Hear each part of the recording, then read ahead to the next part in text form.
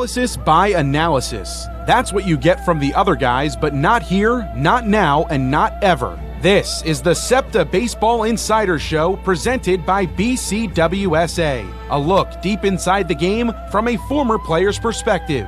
The Septa Baseball Insiders Show is brought to you by Dion Square, Septa, Pat Dion Beverage, Penn Community Bank, and BCWSA. Let's go live and get set for the Septa Baseball Insider Show presented by BCWSA. Now, here are your hosts, Phillies Director of Fun and Games John Brazer and former pitcher from the '93 National League champion Phillies, Tommy Greene. All right, welcome to the Septa Baseball Insider Show presented by BCWSA. We are live from Pat's and Stowe, inside Pat's and Stowe. If you're at the ballpark today, we changed it inside for little weather issues, but the weather is getting better and better as we're looking, so I think we're going to be fine today.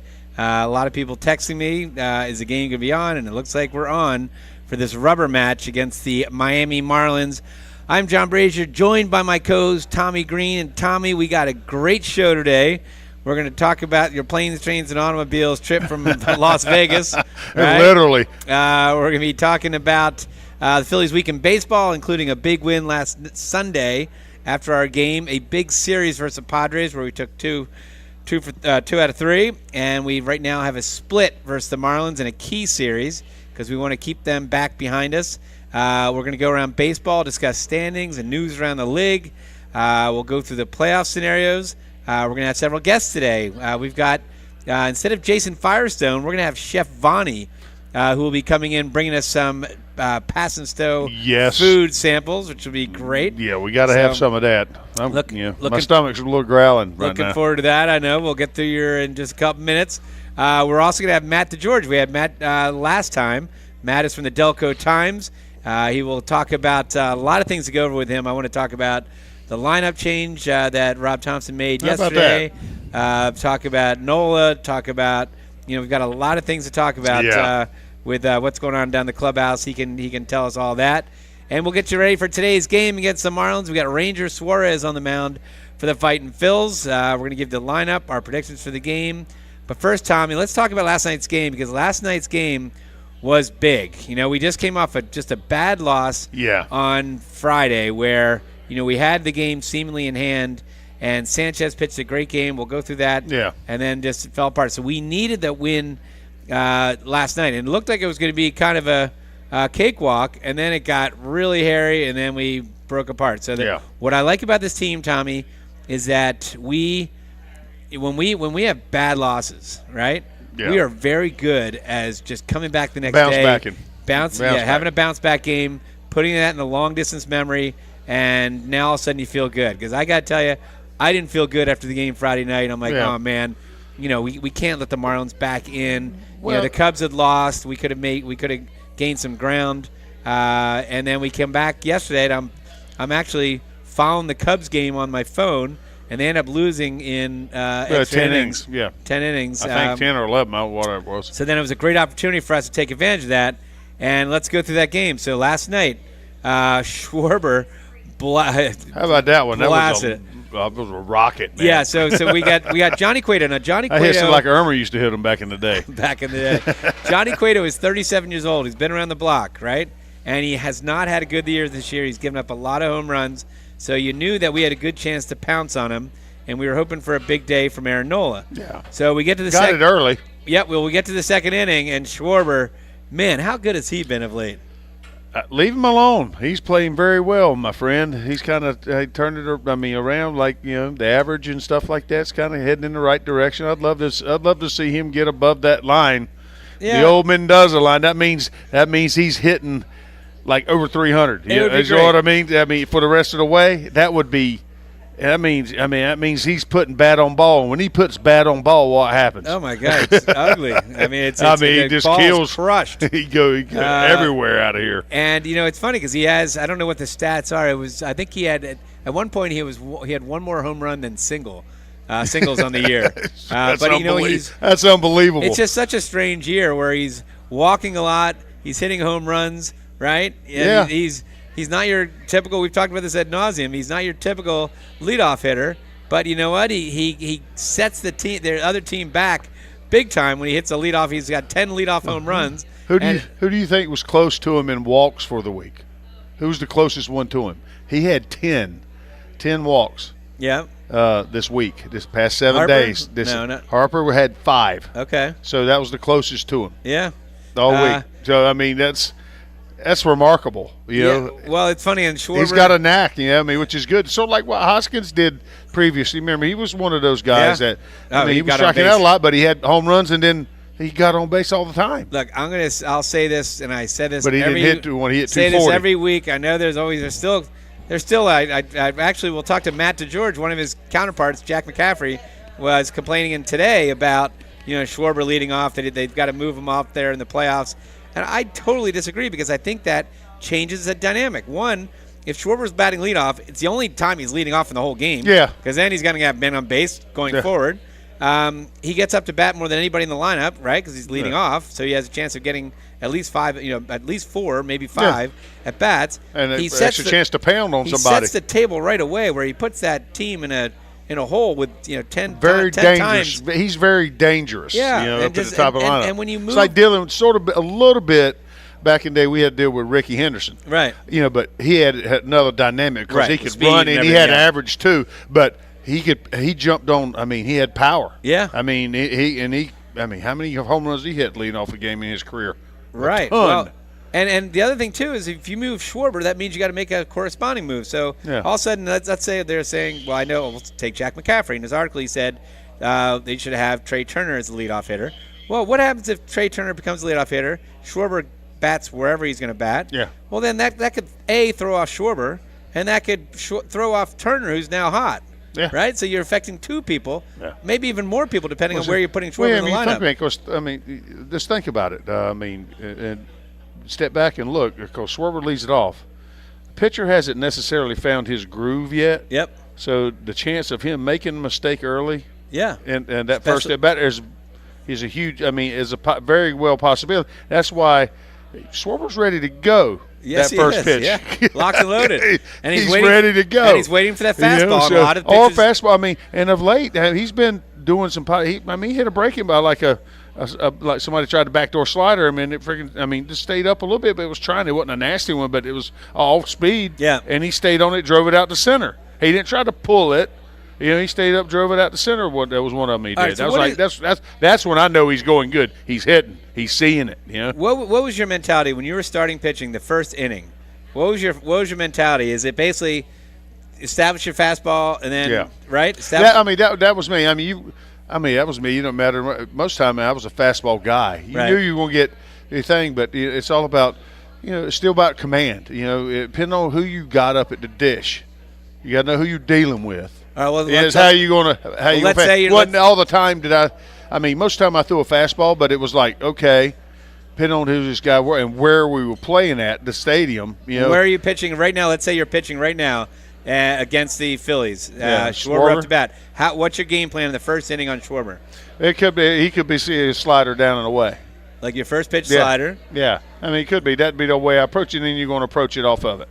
After that. Am I going to try to not throw a strike to him, not throw a fastball? No. Right. I'm going to try to throw a fastball where I want to throw it. Right. And that's why he's ready on that first pitch. Sometimes that command's not right there. You leave it up a little bit over the plate, and that's when he's taking advantages. But when they make a good pitch on him. Right. Yeah. Well, he's doing so right in the second inning. Schwarber at 3-run home run just set the table. And then it's interesting because Castellanos was put in the 8-hole. Right, he hadn't played in the. That's basically the second 4-hole. Right, he hadn't. Yeah, right. You got men on. He hadn't played in the. He had men on. That's what it's about. And he was struggling, and Rob Thompson, put him in the 8-hole. He had struggled early in the week. He had 3 double plays, I think, on Tuesday night. Yeah. He struggled on Friday night. We'll get into that game, but we had a rally going, bases loaded. I think Harper just walked on 4 pitches, and he swung at the first pitch and weakly grounded out. And I think he's struggling a little bit in the second half, but Rob Thompson made a great move, put him in the 8-hole, and that back of the lineup, man. When you got Marsh, right, and you got Marsh, Stott, and that's the way. I think that's the way Topper looked at it. He said, "Hey, it's not Stott. They're banking on him being. Most of the time he's on base a lot, and that puts in the situation where you look at the, like Topper said, you look at the back of look at the numbers on the back of the card. Yep. You know, they're going to figure it out. It's there. You know, so it's about getting hot at the right times, and we need to turn the quarter. And we got a few guys that need to kind of get on that train going forward, get the juices going again in the right direction. I think Nick's even said that he's chasing more pitches. Yeah. You know, out of the strike zone, being more patient. And last night he was more patient, saw more pitches, and look what he does. He's got a huge 2-run double. That was absolutely huge. They go up 5-0. Live to get that pitch. Right. Live to maybe take a pitch to get another pitch. And I get it. Like when guys are struggling, they get over aggressive. And he's a free swinger. Everyone knows he's a free swinger. Yeah. And I guess he just feels that's how he's going to get out of the hole by he's going to swing his way out of it. So, so we have a 5-0 lead. Everything was great till the bottom of the 5th. And God, and I tell you, Aaron Nola. I said, watching the game early, I said Nola's got his good stuff. Yeah. And when he's got his good stuff, man, he was dealing. Mm-hmm. And then all of a sudden, just he's been a victim of a bad inning throughout the and how throughout can the you season. explain it? I don't know. I mean, people ask me all the time. I said, "Man, we're human." And that's the only thing I can think. I mean, he's not trying to go out there and fail. You know, it's just you got sometimes to give the credit to the other team when he gets a ball over the plate a little bit. Like he made a couple pitches of breaking ball. They were down, but they were down over the middle of the plate, not down. Not it don't have to be over the corner. I mean, over the perfectly on the corner. But if they're down on outer half, he might get a rollover ground ball around unless the ball gets over the infield for a hit or whatever the way it was going. You know, but it's that snowball effect sometimes. You see that. It's contagious. Well, it was like a home run, then it was double. I think a double. Single. just and all of a sudden, now it's 5-4, and they've got two guys on base. Yeah. And I tell you what, one of the unsung heroes of this team this year. Yeah. One of the great signings, and you can almost thank Bryce Harper because Bryce Harper faced this guy when he was coming back and said, put this guy on our roster. This guy, I can't hit this guy.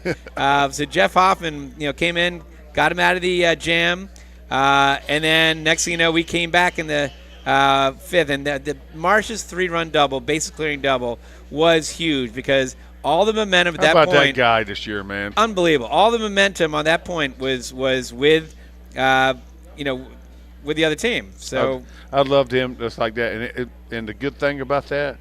That's against a left-hander. Right. Well, the Marlins. And that's what I want to see. I want to see him start playing more against and that lefties, Marlins pitcher man. was making his debut. Yeah. He was making his debut. So next thing you know, we get the momentum back, 8-4. The only scary part was Stott got drilled in the ribs. It looked like he stayed in the game, but he had trouble breathing. But for once in a while, we went 3 for 7 runners in scoring position, which is good because we'll go through the other games where we couldn't hit with runners in scoring position. So again. Hopefully, I'd love to hear when we have Matt DeGeorge on talk about what Nola was saying.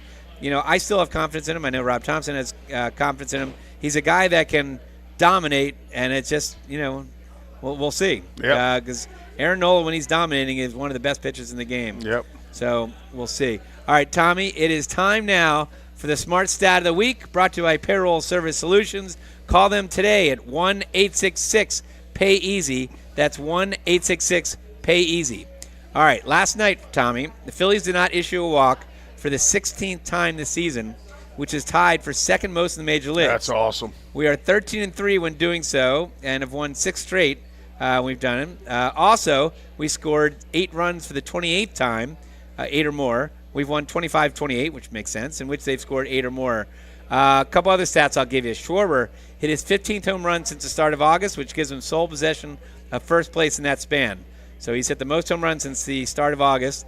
He had his 100th hit of the season last night for Schwarber. It was the 3rd consecutive year with 100 hits and his 5th of his career. We talked about Marsh. Marsh recorded his 8th career hit with the bases loaded and second one to clear the bases. In his career, Marsh is batting .381 with the bases loaded, awesome. Which is great. And then let's go back to Hoffman. Hoffman earned his 4th win of the season and extended his scoreless streak to 8 innings. Since August 11th, 13 of his 14 appearances have been scoreless. And in that span, he's posted a 0.66 ERA. You hit it on the head. He's been a good find. And you could see him coming once he got on the staff, see him building. And he's been building the whole time. I mean, he's a lot of confidence. He come in with a lot of he started having a little bit of success, and the confidence just grew and grew and grew. You can see it. Yep. All right, and that was your Philly Smart Stat of the Week. Once again, brought to you by Payroll Service Solutions. Call them today at 1-866-PAY-EASY for the smart choice in payroll services. Call them again at 1-866-PAY-EASY. By the way, you can listen or you can watch live at WBCBsports.com or search WBCB Sports on YouTube. And on the radio, you can listen to the show on 1490 WBCB and 107.3 FM, your station in Bucks, Burlington, and Mercer County. And coming up, we're going to have Chef Vonnie giving us some food. We're going to have Matt DeGeorge going through what they're saying in the clubhouse. You're listening to Septa Baseball Insider Show presented by BCWSA. We are live from Pass and Stowe at Citizens Bank Park. The life of an Eagles fan is a wild ride. Some years we triumph. Some years we don't. What never changes year after year is how we get to the game, shoulder to shoulder with our fellow fans on Septa. And this season, fans ride home free from NRG Station on the Broad Street line thanks to Unibet, an official casino and sportsbook partner of the Philadelphia Eagles. Plan your trip to the game and learn more about free rides home, sponsored by Unibet at iseptaphilly.com. Gambling problem? Call 1-800-GAMBLER. BCWSA customers, former Phillies pitcher Tommy Greene here. I played on the 1993 National League champs, so I know a thing or two about what it's like playing on a winning team. BCWSA has all the ingredients. They make it easy for their customers to get automatic updates by text, email, or phone anytime there is a disruption in your service area. You can even customize your alerts by going to bcwsa.net. That's bcwsa.net. BCWSA, your partner for a safer environment. BCWSA, proven. At Penn Community Bank, we're not just your bankers, we're your neighbors. That comes in handy when you're purchasing your first place, refinancing an existing mortgage, buying a second home or investment property, or looking to tap into your home's equity. Whatever your situation, we pair the latest products, services, and technology that you need with the experienced banking professionals you want. Visit penncommunitybank.com or stop by your local branch to find out how we can make your family's growth personal. Penn Community Bank. Here we are and here we grow. Member FDIC, Equal Housing Lender. The life of an Eagles fan is a wild ride. Some years we triumph. Some years we don't. What never changes year after year is how we get to the game, shoulder to shoulder with our fellow fans on Septa. And this season, fans ride home free from NRG Station on the Broad Street line thanks to Unibet, an official casino and sportsbook partner of the Philadelphia Eagles. Plan your trip to the game and learn more about free rides home, sponsored by Unibet at iseptaphilly.com. Gambling problem? Call 1-800-GAMBLER. We now return to the Septa Baseball Insider Show presented by BCWSA. Once again, here are your hosts, Phillies Director of Fun and Games John Brazer and former pitcher from the 93 National League champion Phillies, Tommy Greene. All right, we're back to the Septa Baseball Insider Show presented by BCWSA. We're live from Pass and Stowe at Citizens Bank Park. I'm John Brazer, joined by my co-host Tommy Greene. And Tommy, Best title in baseball, by the way, Brazer. well, 30 years running. But Tommy, consider a career at Septa. Septa is hiring a variety of skilled trade positions, including mechanics, electricians, plumbers, masons, painters, carpenters, welders, millwrights, and more. As a Septa employee, you'll earn competitive compensation and great benefits, including medical, dental, prescription, and a pension. Visit jobs.septa.org to apply today. That's jobs.septa.org. All right. Right now, as I promised, we've got Matt DeGeorge from the Delco Times. And Matt, welcome back. Let's thanks get for into it, coming Brazer. on again. Yeah, thanks for having me, guys. Appreciate You found us back here in the restaurant. Found it. That's maybe the biggest challenge of the day. But hey, I got that done. So Well, it's all uphill from here. And we're having Chef Vonnie coming in a little bit, so right after you. So you might be perfectly in time to grab some food on the way. So we'll see. All right. So Tommy and I were talking about the game last night and a couple changes. I want to get your thoughts because you've been in the clubhouse last night. I assume were you in the? I was not here last night. This morning. This morning. Yeah. All right. So one thing we had talked off air about the lineup change. So Nick Castellanos, who had been struggling, they put him in the 8-hole last night, and obviously turned out pretty good for the Phils. What are they saying in the clubhouse? What's Nick saying, Rob Thompson, about the lineup change? Yeah, Nick is somebody that wants to be comfortable. And I think so much of the struggles that he went through last year in his first year with the Phillies was that he didn't feel comfortable. And he talked about that a lot. And for whatever reason, the middle of the order that he's been hitting in earlier in August, something just wasn't sitting right. And I think some of that's fixable. Some of that's he's not seeing anywhere near enough pitches. I remember got looking in chase mode. I Yeah. remember looking up a stat that he wasn't in the top 20 in the majors in first pitch swing percentage, which is clearly wrong because his first pitch swing percentage is like 95. It feels like he's constantly like it was last year. Yeah. That was my first thought whenever I come to watch the over and under. He's gonna swing it. Yeah, the first pitch. And it's the problem is when he's he swung it every first pitch that night. I saw every first pitch, strike or not. And that's the thing is when he's expanding the zone. But I mean, for him to get moved down to the 8th spot and to have a good game like last night, that's maybe an indication that he's comfortable for a little bit. I think Rob Thompson this morning talked about they've got some lefties coming up, so it's possible that they might move him up in the order as against some of the lefties and some of the matchups that they have. But for now, he's going to hit 8th, and the 8th place hitter in this lineup is going to get opportunities. Right. You look at how many RBIs Brandon Marsh has this year. Well, he's going to look get who's on opportunities. front of it. Who's getting? Stotts don't get on base. Mm-hmm. He's on there. And the way Marsh is, both of them are, and they're not going. He's going to drive in some runs. If he puts it, like he did last night. And it's going to be the opportunity to do stuff like that. I think what's interesting is that you've gotten to this point in the season, and we're in September. And you've got two young guys in Bohm and Stott who I believe are hitting 4th and 5th today. And you've got all-stars in JT Realmuto and Nick Castellanos hitting 6th and 8th. And you could look at it one way and say, okay, well, those are the veterans maybe struggling a little bit. But it also speaks to the fact that the young guys are doing really well and they're earning their place higher in the order. And so maybe once you get into September, you're not worried about Bohm, you're not worried about Stott because they've been doing it all year. I don't know how worried you are about Castellanos right now because he is an all-star hitter. And when he's on, he's one of the best doubles hitters in baseball, and he can still get to that point in the next month. Do you think it came to a head on Friday night? They're rallying. We were obviously ahead. Then next thing you know, we're quickly behind. I think it was the 8th inning. We had the bases loaded, and it was Bryson Harper, I think, walked on 4 pitches. So now we have the bases loaded, 2 outs. Chance for us to rally. Nick Castellanos comes up. He had the batter before just walked on 4 pitches, and Nick swinging at the first pitch.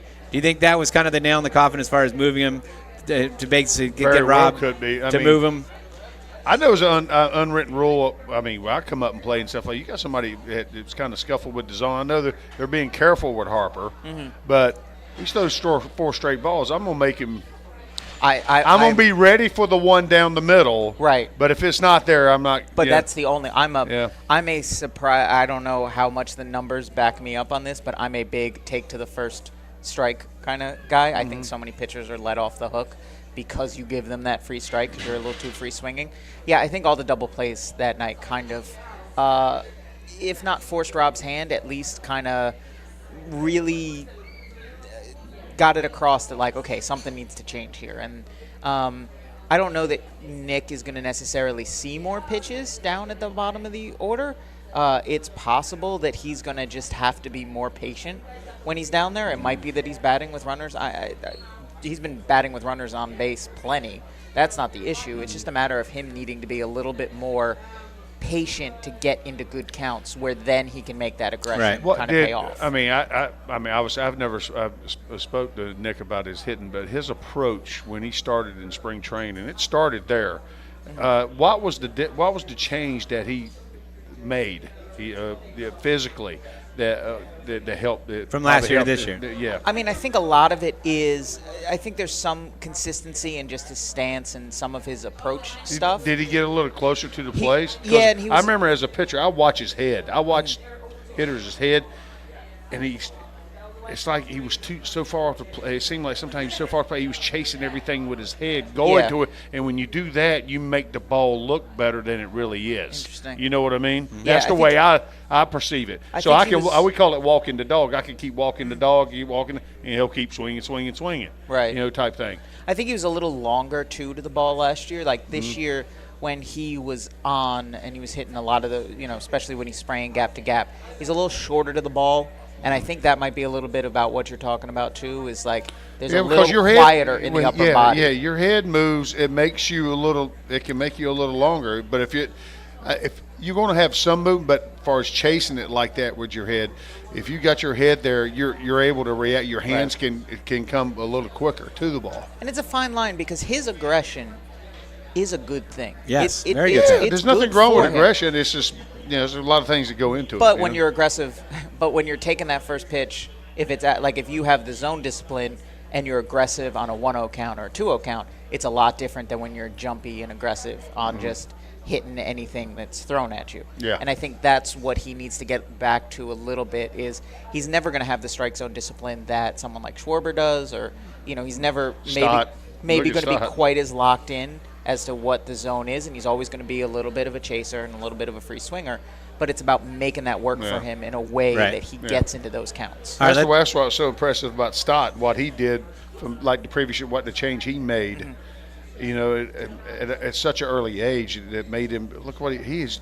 The back control he has at that age. Yes. The exuberant. I mean, he exudes confidence at the plate. As far as I don't mind hitting with 2 strikes, hitting from behind in the count, or anything like that. He does not mind it. And I think that's just trusting. I mean, Stott's a little different because I think he's got great hands and that he can trust his hands to be like, okay, I'm going to spoil a bunch of pitches. And I wonder sometimes with Nick, and I'd have to kind of dig into his numbers. The bigger leg kick and everything. Yeah, some of it's timing. I also think some of it's maybe a little discomfort of being in those tight counts. And so Nick has always struck me as somebody who wants to jump on the count and have it on his terms. So he's jumping on the pitches that he wants rather than, I don't think he's necessarily a bad breaking ball hitter, but he's certainly primarily a fastball hitter. He wants to swing a lot in fastball counts. I tell you what, he's a good down. He hits the ball down and in well, and that's usually a left-hander type. Yeah. He's like a lefty-righty. Let's switch. Like last night, the double hit last night, that ball moved a ton. It was off the plate down. That he hit the double and he kept it fair. He didn't hook it foul. That's a good swing. He stayed on. I mean, he got his hands through there and kept it fair. All right, so let's switch over to Nola last night. Obviously, we were saying earlier, it looked like he was. I was saying to whoever I was watching, I said he's dealing. This could be a big game. This is a good game for Nola. It just seemed like he's had pop, he had location, and then all of a sudden it just falls apart in the 5th. Like where did that come from? I mean, and what is he saying in the clubhouse? That's everything. He asked me that early. What's the deal? I mean, I'm like. I think we're human. I know. I right? mean, that's part of it, and I think the thing with Nola this year is that he's had so many of these innings that have gotten away from him, and maybe you can kind of point to the pitch clock a little bit. It's like, okay, he can't just slow it down. He can't take his time. But we're also 30 starts into this. Right. So, that's an adjustment that kind of has to be made. I was actually having this conversation with another reporter, and I wonder if he's almost at the point of I don't think Aaron Nola is someone that suffers from a lack of confidence. He pitches confident, and when he's good, he's extremely confident. At some point, when things start to snowball like that in an inning, just take the 30 seconds and take the ball at that point. You're almost better off, instead of rushing, you're almost better off just, taking a ball, starting a 1-0 count with runners on base, and then if you're that confident in your stuff, just go after the guy. You're putting yourself at a little bit of a disadvantage. Now, tell me the rules again about, the batter gets to call the timeout, right? Can a pitcher call the timeout like that? Yeah, pitcher can call timeout. Yes, so he can disengage, counts as a disengagement, so he has 1 or 2. I think what Craig Kimbrell did a couple times early this year, and there's been a couple other guys that have done it who are just not, and I wonder if this is the way it's going to evolve, is in theory, you could just not engage with the batter and just kind of take that pitch almost off and just go into it 1-0, take your 30 seconds. I assume you could just kind of mill about the mound, have your pitch clock violation, take your time, recenter yourself, and then go from there. Yeah, I mean that's the thing you could do if you want to start behind in the count. But how many times during the year we go ball 1? Yeah, that's true. But we always try to go 0-1. We always want to be ahead if we can. But. Yeah, and I would think that of the pitchers who could do something like that, Nola would be the one of them. Yeah. When he's zoned in on his control, because he can throw multiple different pitches for strikes. Yes. He's not, he's a guy that when he has command of the zone, I would think he has that. So I almost wonder if that's a creative solution to what's ailing him against the pitch clock. I wonder if he thinks. He's not dictating what's happening. The pitch clock is. We're saying is him dictate what happens. That could be another way for him to look at it. They probably tried to just talk about this, but that's a good way. That's the way I would look at it. Before we let you go, today on the mound we got Ranger Suarez. What are you seeing out of Ranger the last couple starts? What are you expecting from him today? Yeah, he's still working his way back. Last start was better. I think the big challenge today is going to be who's available. How tight they are. Especially if a doubleheader tomorrow. Yeah. Where's he at pitch count wise? I think he was at about 80 the last game. So he should be good. He should be close to. I mean, he should be 95 right at 100. I mean, Yeah. if he's 85. Yeah, it depends. Yeah. I think some of it depends. Hopefully, the weather conditions won't play into it. Yeah, hopefully we have none of that. We should get or at least for the time that Rangers is going to be on the mound, they should have a relatively straight shot of time without any delays or anything like that. We need him to get going, though. Yeah, and the question then is, who is available? Because, I would assume Hoffman's not available. No, I have a feeling we're going to see a lot of Covey today. Yeah, which is not all. Today would be a day that shapes up great for Matt Strahm to go out there and eat a couple innings if he could, if he's got a somewhat comfortable edge. Obviously, the Marlins are going to be running bullpen guys. Emmanuel De Jesus went 4 1/3 in relief yesterday and really saved their bullpen. Yeah. So that's a little bit of a help for them, but. I don't want to see that knuckleballer because I always feel that after we face a knuckleballer, they can either kill you, man. Well, it's just after you face a knuckleballer, it's always the next game that the hitters seem to be screwed up because they just their timing's all off. So yeah, I mean, I think you're going to see a lot of lefties because I think the Marlins have a lot of lefties in there. I think that's why Rob Thompson crafted a lineup that's left, right all the way through pretty much today. So there's going to be a lot of guys thrown out there. So this has the potential to be a little on the long side of a game, but we'll see how that goes. All right. Well, that's going to make everybody angry. We're having a long game. Well, Matt, we appreciate your time, Matt St. George, and by the way, or Matt DeGeorge, sorry, I gave you a saint title. By the way, I see What's wrong with that? Chef Vonnie's back here somewhere, so I think we got some food coming. So if you can stick around to see what you got, that'll be your. You get paid for your supper for. I was going to say this is now twice, and each time you feed me, you guys aren't going to be able to get rid of me then. All right, Matt DeGeorge from the Delco Times, really appreciate it. Coming up in the show again, I think we're going to be talking to Chef Vonnie or someone from Aramark, and we got some food coming up. We'll also get you ready for today's game. You're listening to Septa Baseball Insiders Show presented by BCWSA. We're live from Paston Stowe at Citizens Bank Park. The life of an Eagles fan is a wild ride. Some years we triumph. Some years we don't. What never changes year after year is how we get to the game, shoulder to shoulder with our fellow fans on Septa. And this season, fans ride home free from NRG Station on the Broad Street line thanks to Unibet, an official casino and sportsbook partner of the Philadelphia Eagles. Plan your trip to the game and learn more about free rides home, sponsored by Unibet at iseptaphilly.com. Gambling problem? Call 1-800-GAMBLER. This is Tommy Greene from the 1993 National League champion Phillies. And here's the pitch. BCWSA water and sewer customers, you have a new and improved option to pay your bill that's convenient, reliable, and secure. Powered by Invoice Cloud, you can pay your bill 24/7 online, pay by text or phone, or sign up for AutoPay to avoid fees for late or missed payments. Visit bcwsa.net to sign up or for more info. That's bcwsa.net. BCWSA, proven. At Penn Community Bank, we're your financial partner for all of life's moments. Our checking accounts are designed with you in mind, providing convenient access and 5-star mobile and online banking services to help you achieve your goals. Right now, you can earn a $350 cash bonus for opening a qualifying new checking account with direct deposits in the first 60 days. Visit PennCommunityBank.com/cash bonus to learn more. Penn Community Bank, here we grow. Offer terms and conditions apply. Limited time offers subject to change. As for full details, member FDIC.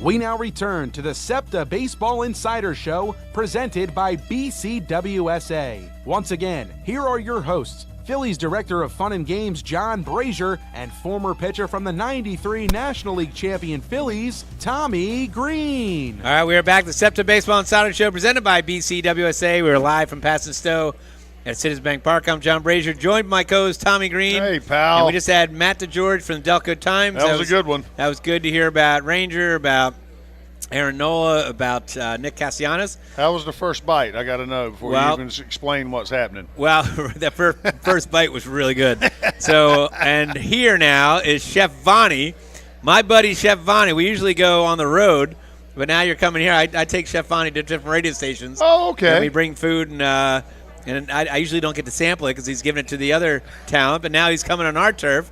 And Chef Fonnie, first of all, Jason, Jason's not here because he's on the DL, or his IL, right? Is that what they call it now? The IL. Yeah. He's on the IL, but hopefully he'll be back. So good wishes, speedy recovery to Jason. But Chef Fonnie, what do we got here? It looks really, really good. Yes, I know I took one bite, and it's fantastic, whatever that is. So yeah, we're at Pass and Store, so I figured I'd feature some items from the Pass and Store restaurant. Right. It's a rotating menu, but these are some of the items that we have on this current menu. If they're popular, we'll keep them. But the first thing you tried was the burrata toast. Ooh, really good. Yeah, it was really good. It looks really good.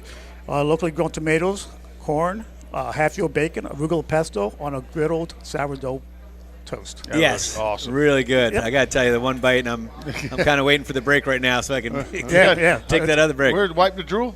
Yeah, I got a little bit. All right, then Chris Irmer, our producer, he snatched. He's always the big eater, so he's got, what has he got over here? Meatball sandwich. A meatball. Is that what it? It is a meatball sandwich, but we put our own little twist on it. Not besides pork and beef, we grind up some pepperoni, give it a little bit of a spice. Yeah. With our own house-made marinara sauce and basil. Hey, I just had an idea. Next time, whatever the sandwich is that you're going to give to Irmer, right? Stick like a big jalapeno pepper underneath it, and don't mention that. And does he not like the hots? We want to have it on. We want to have it on camera I too. just want to see him. Yeah, just the steam coming out his ears when you're doing that. Right. Remember that, Irmer, when it happens. You know what the deal is. You know what the deal is. Right. I shouldn't have given away my secret. All right, and then this looks like a completely healthy, awesome salad. It looks awesome. It really is. It's a great salad. It's a cucumber and apricot salad. It's local greens, tzatziki dressing, crushed pita chips, and finished with fresh herbs. So nice, healthy salad. Wow. And let's show this is for those watching on YouTube right here. That's the burrata, right? You got the salad, and you can see that. Yep. Chris, you want to show your the meatball that's got hopefully the jalapeno pepper stuff underneath there? All right. And what are some of your just overall, because we talked to Jason, but being the chef, what are your favorite things to cook around the ballpark? Well, obviously, we're in South Philadelphia, so I like doing different things, a little twist with some of the South Philly, local fairs. So try to keep it to where it's accessible and approachable to everybody. So, yeah. Do you have a personal favorite? I got to stick with the cheesesteaks, obviously, right? Right? Cheesesteaks and roast pork sandwiches. Yeah, I think we do really good cheesesteaks. Okay, what's your little spin on it? You said putting a little spin on it. Different flavors. The cheesesteaks, we try to stay traditional as much as we can. But, Right. Different seasoning, different flavors, different cheeses. The roast pork, we do a great herb rub here. I think it's one of the better roast pork sandwiches in the city here. Put a little broccoli rabe on there? A broccoli rub, sharp provolone. You're speaking my language. Right. Crushed red peppers. Try to keep it as traditional as possible, but really good. All right. Well, Chef Fonnie, I really appreciate you stopping by. Thank you very much. Can't wait to the next break to try that, or eat more of it, I should say. Thank really you very appreciate much. it. Thanks, Chef Thank you. Fonnie. Of course. And good luck with everything. Good to see you guys. All right. sir. All right. Chef Fonnie from Aramark. Thanks to Kevin Tedesco and Jason Firestone. Always a pleasure. It's been great. We have one more food sampling next in 2 weeks, Tommy, when we do our last show here of the regular season. Are we bringing back the turkey leg? I don't know. Kevin, you guys still have the turkey leg over in Bull's Barbecue? If you have the... All right. Well, if you have it in 2 weeks, we are requesting that in 2 weeks for our last regular season show. We got to Fred Flintstone it up, man. Or maybe we can save it for the playoffs as well. All right. Kevin Tedesco, Chef Fonnie, thank you very much. All right, Tommy, we'll get through the well, first of all, did you know that Septa operates a fully electrified multimodal rail system and has one of the largest green bus fleets in the nation? I'm glad you brought it to my attention. It kind of went over my head. Well, 2 reasons why you don't want the Septa bus over your head. 2 reasons why Septa commuters have 1/3 the carbon footprint of those who travel by car. Visit iSeptaPhilly.com to plan your trip today. That's iSeptaPhilly.com.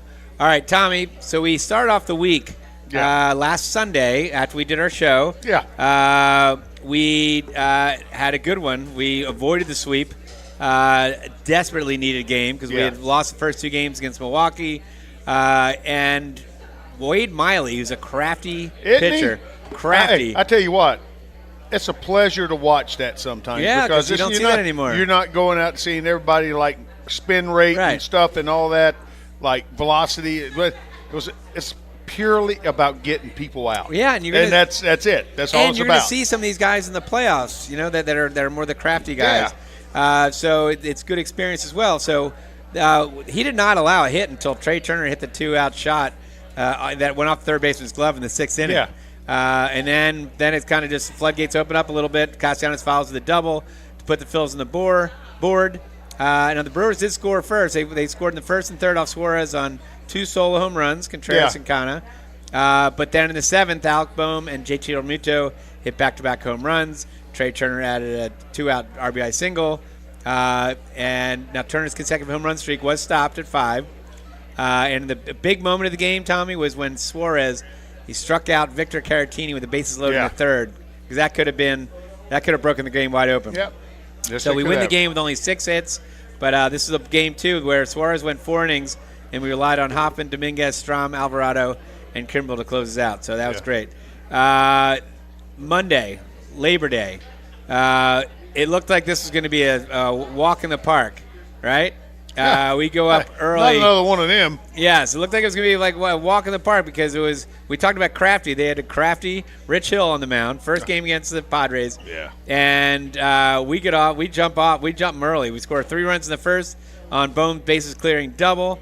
Now get one back off Walker, who didn't have his best stuff. Certainly did not. Yeah, we need him to right the ship a little bit. We really do, because we scored 5 more in the 2nd and 3rd to go up 8-1. Yeah. And that was on Sosa's home run, Turner's home run, Pache had a triple, Sosa double. But then they come back, and Padres weren't going away. They scored 3 runs in the 4th. Yeah. Schwarber hits an absolute bomb. He just loves Petco Park. Bomb in the 5th to go up 9-4, and they keep coming back because the Padres scored, got a run in the 5th. They get 2 runs in the 7th to make it 9-7, and all of a sudden things are getting scary. It's 9-7. They have all the momentum. Kimbrel comes on in the 8th, right? He brings him in. Not in his closer spot, but brought him in. Yeah. He walked Tatis and Soto. Yeah. But then he got out of it. He struck out Machado and he got Bogarts to ground out. We got really lucky because Realmuto, they did a double steal, and Realmuto threw to 3rd. It looked like it was going to get past our third baseman. I think it was Edmundo Soto. Yeah. I think Sosa. I mean, Yeah. but it hit Brian O'Gara, third base umpire, right in the throat. Bad for Brian O'Gara, good for us because it saved 2 runs, which would have tied the game. That's awesome. Yeah. Sorry about laughing at the pain right there. Sorry about that, but we needed it. Hey, I'd rather be lucky than good any day. You man. got that right. Lady Luck was on her side. And Alvarado walked the first 2 batters of the 9th. So again, you're not going to get an easy. Again, Kimbrel makes you sweat. Well, I don't want to hear you talk about easy anything because. You know who my closer was back in the day. I know, Mitch, right. Well, Walker, it was a pleasure watching Mitch pitch all those years, Alvarado man. I knew he could get out of it. And this was Mitch Williams all over again. Alvarado struck out Kim to end it. And I tell you what, this game was – you talk about wanting to pull all your hair out if you have any hair left. But Phillies had every opportunity to break it even more open. I just wish there was a camera on you. I'd love to see you. Thank God I was by myself. My mother-in-law went to bed. Because I was down at the beach. And Phil's were 3 for 17 to runners in scoring position. We left 12 on base, and we almost squandered the lead. It was one of the more painful wins of the season. We struggled, man. We gave up 8 walks overall, and again, Walker struggled. 5 innings pitched, 5 hits, 4 earned runs, 3 walks. Here's a guy we need to have you talk about righting the ship a little bit. Yeah. We need this guy. Soto, yeah, because right. Soto. Yep. In our bullpen because we need it. We need it. We did. We do need it. With that type of arm. Sure. And he closed games out last year. I mean, it's unbelievable. We need him to get hot at the right time. And he struggled here wherever. We need him to be hot. I agree. We need a lot of guys. We need a lot of guys in that bullpen to kind of turn it around. It gives the main guys, like your Kimbrel and stuff, yeah, a little breather. Yes, it does. Without meaning to. You're going out there and he does a good job. It does that for him. All right, in that game, because one of the bad parts of that game was that we had to face, I think, for like 3 or 4 innings, a guy who throws a knuckle curve. So, again, I think that screwed us up. My theory is I hate when we play knuckleballers because then it screws you up the next game. And what happens on Tuesday, an ugly loss. We get blanked 8-0. Tatis hits a home run. hit the second deck on his bobblehead night. Then they had Pedro Avila combined with 2 relievers throw a 3-hit shutout. Lorenzen did not have good stuff. He allowed 7 runs, 6 earned, 8 hits, 6 innings. And when Marsh, Cave, and Sosa had the only hits, it's not good. And as we mentioned earlier, Castellanos hit into 3 double plays. So as ugly as that, the good news is we're able to. They just faced good pitching that night, I think. We were able to come back, as we mentioned, on Wednesday, and thank God that we've been very good all year, as I mentioned before, about bouncing back and erasing bad losses. That was a bad loss. And Wednesday we came back, and sure enough, you got Schwarber hitting. I think that ball's still going. That hit halfway up the batter's eye, 465-foot shot. And thankfully for Zach Wheeler, he showed that he's the ace that he is. Zach Wheeler and 3 relievers combined for 3 hits to give up 3 hits. 5-1, and again, it was a 5-1 lead. We were 3 for 16 with runners in scoring position. We could have really broken this open. Make that a little bit better. Yeah. So Schwarber's leadoff home run was the 10th of the season, breaking Jimmy Rollins' franchise record of 9 in 2007. The good news is Real Mitchell homered. Bryce Harper had a 2-run double to end a 0 for 20 skid, so that's good. Yeah. What do you think about the fresh face? I like it. I actually like it. And then Zach Wheeler, can't say enough. 6 innings pitched, 1 hit, 0 earned runs. 2 walks, 7 Ks. His last 3 starts, Tommy. This was going to be my stat of the week, this will be my ancillary, my secondary. But Zach Wheeler's last 3 starts, 19 innings pitched, 4 earned runs, 27 Ks. That is getting it done. Yes, right? It is, sir. Getting it done. All right, Tommy, coming up on the show, we'll give you the starting lineup today. We'll talk about the matchup, the rubber match against the Marlins. And we'll get you playoff standings and all that. You're listening to Septa Baseball Insider Show, presented by BCWSA. We are live from Pass and Stowe at Citizens Bank Park. The life of an Eagles fan is a wild ride. Some years we triumph. Some years we don't. What never changes year after year is how we get to the game, shoulder to shoulder with our fellow fans on Septa. And this season, fans ride home free from NRG Station on the Broad Street line thanks to Unibet, an official casino and sportsbook partner of the Philadelphia Eagles. Plan your trip to the game and learn more about free rides home, sponsored by Unibet at iseptaphilly.com. Gambling problem? Call 1-800-GAMBLER. BCWSA customers, former Phillies pitcher Tommy Greene here. I played on the 1993 National League champs, so I know a thing or two about what it's like playing on a winning team. BCWSA has all the ingredients. They make it easy for their customers to get automatic updates by text, email, or phone anytime there is a disruption in your service area. You can even customize your alerts by going to bcwsa.net. That's bcwsa.net. BCWSA, your partner for a safer environment. BCWSA, proven. At Penn Community Bank, we're not just your bankers, we're your neighbors. That comes in handy when you're purchasing your first place, refinancing an existing mortgage, buying a second home or investment property, or looking to tap into your home's equity. Whatever your situation, we pair the latest products, services, and technology that you need with the experienced banking professionals you want. Visit penncommunitybank.com or stop by your local branch to find out how we can make your family's growth personal. Penn Community Bank. Here we are and here we grow. Member FDIC, Equal Housing Lender. We now return to the Septa Baseball Insider Show, presented by BCWSA. Once again, here are your hosts, Phillies Director of Fun and Games John Brazer and former pitcher from the '93 National League champion Phillies, Tommy Greene. All right, we are back to Septa Baseball Insider Show, presented by BCWSA. We are live from Pass and Stowe at Citizens Bank Park. I'm John Brazer, joined by my co-host Tommy Greene. And Tommy, consider a career at Septa. Septa relies on and needs bus operators, train engineers, and conductors. As a Septa employee, you will earn competitive compensation and great benefits, including medical, dental, prescription, and a pension. Visit jobs.septa.org to apply today. That is jobs.septa.org. All right, so far, great show, Tom. We've had unbelievable food, great guests. Really enjoyed talking. Food's awesome. That is outstanding, by the way. Really good. Yeah, the salad and that burrata is really good. All right, so here we go, the lineups today. We'll give you Miami's lineup against Ranger Suarez. Obviously, Ranger Suarez is a lefty. You got Hampson, who's batting .290, 3 home runs. You got Josh Bell, DHing, batting second. He's got the second most power on the team, 20 home runs. You reckon that might be the biggest guy on both teams? But he's a lefty. He's a lefty, so, facing Suarez. Jake Berger, batting third base. He's batting .242. He's got 31 home runs. So he's got some pop, 31 home runs. Dela Cruz playing right field, batting fourth. He's 18 home runs, batting .257. Myers playing left field, 283. He's got 1 home run. Gurriel, 246, 3 home runs. Chisholm, Jazz Chisholm, who's done well against us in the past, 258. He's got 16 home runs. You got Birdie playing second base, hitting .278. Not a lot of pop. And Forte's catching, batting .202. Again, not a lot of pop. All right, for the Fightin' Phils, again, we are facing Okert, it looks like it's going to be a bullpen game. Yeah. And he is a lefty. So we have Schwarber leading off, 42 home runs.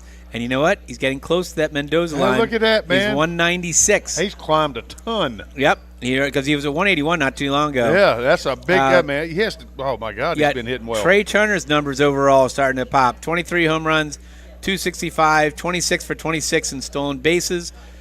Bryce Harper hitting .293, batting third, DHing. He's got 15 home runs. Obviously, he was hurt for a good part of the game, or good part of the season. Alec Boehm batting the cleanup spot. How about that? 16 home runs, batting .275.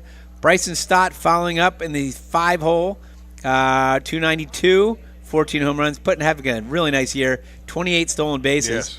Yes. Real Muto batting 7th, and his numbers starting to climb, 18 home runs, .255. Yep. Brandon Marsh, love this guy, batting 7th, .290. His is still climbing. And he has just the energy. I just love what the energy brings to the dugout, just the everything about him. I love his interviews, the way he talks. Love Brandon Marsh. Castellanos batting 8th again.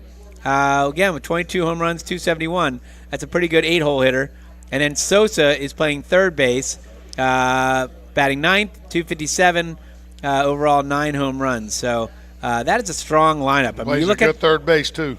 There's 2 guys in this lineup that aren't in double digits in home runs, and that's Marsh and Sosa. But they have 9. They're 1 away from being double digits. So it's at how about that happening today? That'd be great. So 1 point. Pretty soon we're going to have. Hopefully we'll have everyone in our lineup at some point in that. If we that'll be awesome. Have this lineup, right? So again.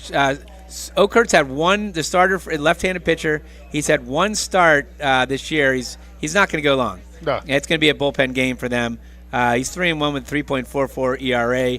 Again, Ranger Suarez 2-6 with 3.91 ERA. Ranger Suarez had a very good August. Now we're hoping that we can get him to replicate some of the. We're getting him lengthened out and hopefully trending in the right direction because it'd be huge to have him going. Yeah, because his last outing went 4 innings pitched, 5 hits, 2 earned runs. He did give up 2 home runs versus Milwaukee.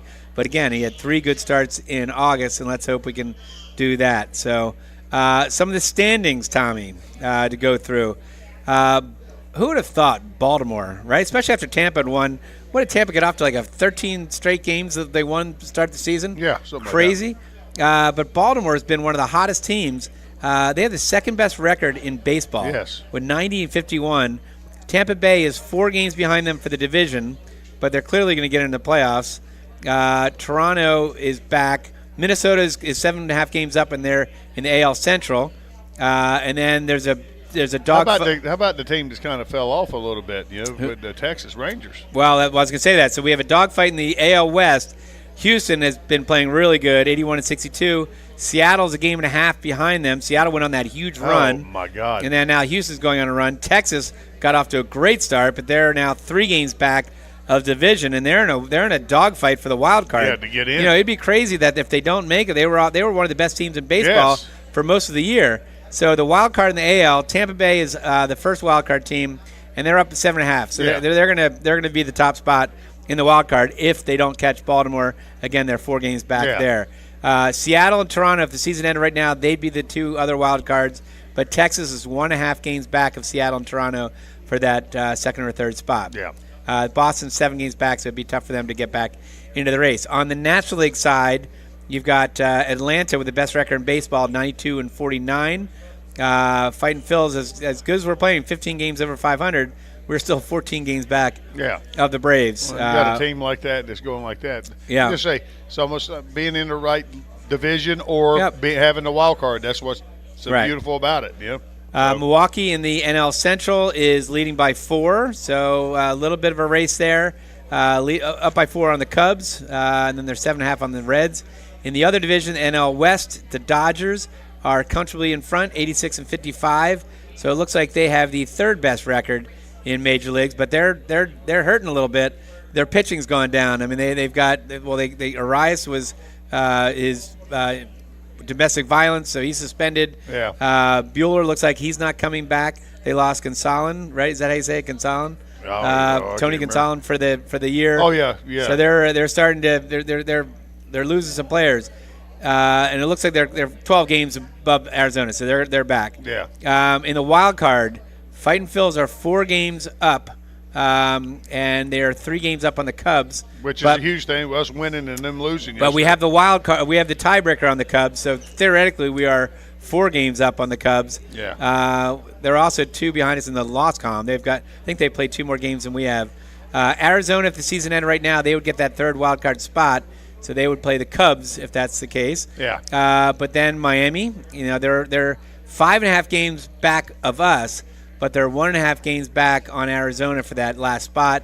San Francisco's 2.5 games back of that last spot, as are the Reds, 2.5 games. Yeah. So still a dogfight. It'll be really interesting to see how this plays out the rest of the year. But a lot of good baseball. You're funny. You're not really seeing the pennant races. Because really the only divisions that are in play are the AL West, the NL East, or AL East, sorry, and then the NL Central. The other ones are pretty much locked away.